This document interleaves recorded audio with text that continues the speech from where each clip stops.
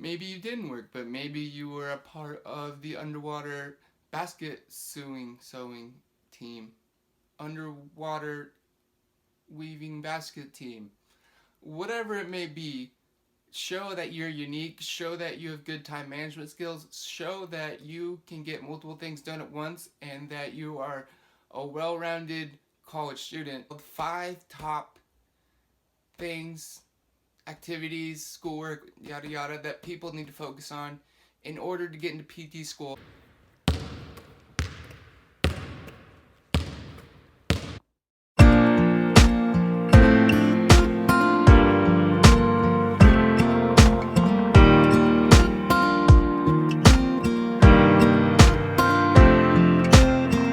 When the sun had left and the winter came.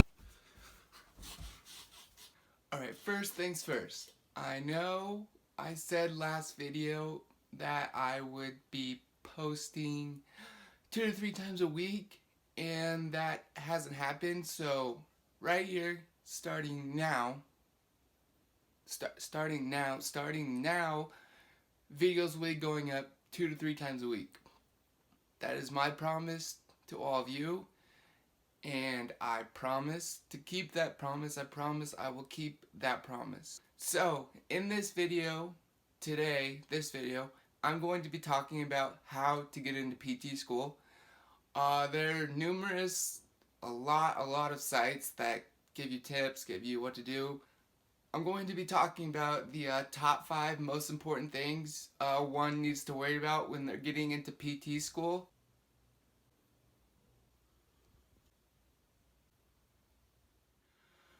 Alright, so point number 1, school.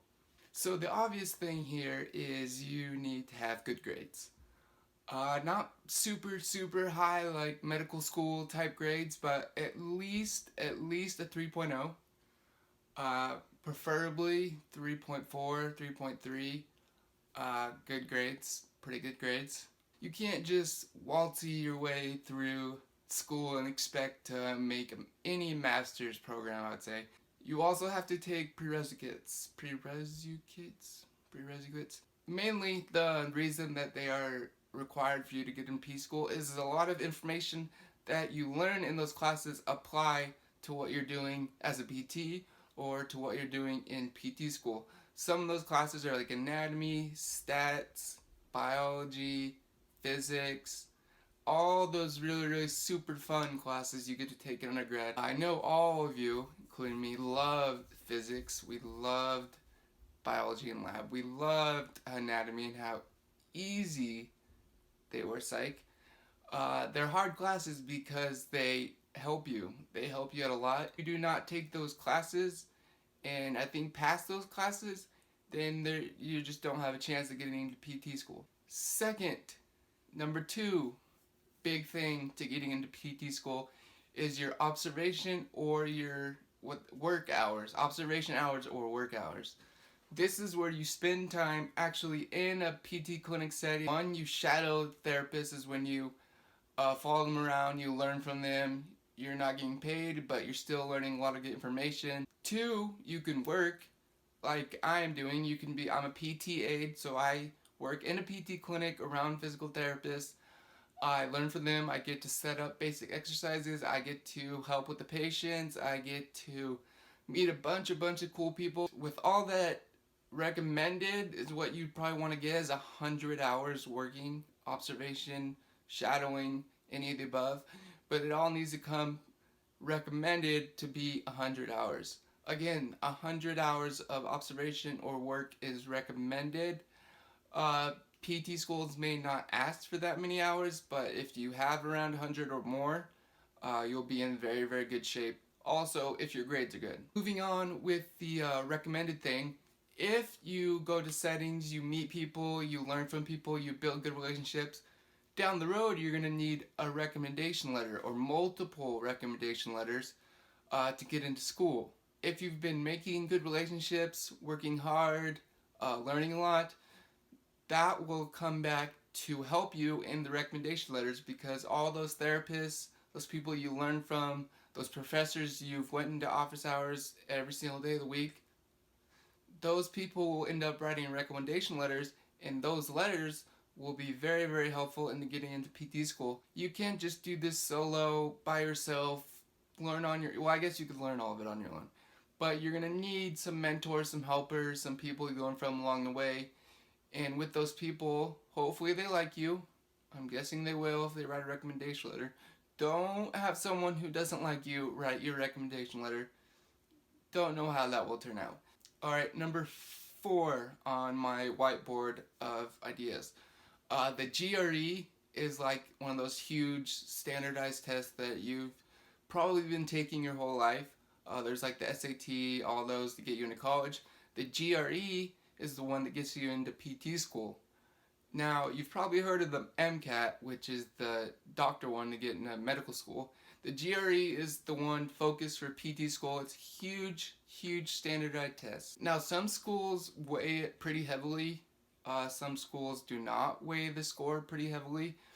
But for the most part, you want to do pretty well on your GRE. So I recommend you take practice courses for the GRE. You spend months and months studying before it. Do good on it. Get some sleep, 7 hours. Drink some coffee. Anything that you feel like will help you do better on that test and get you more prepared. Lastly, number 5 on the board, extracurricular.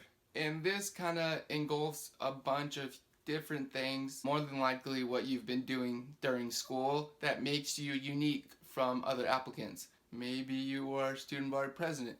Maybe you are a kayaker. Maybe you are a athlete during college. All of your extracurricular activities, you want to show that you're good, really good at time management.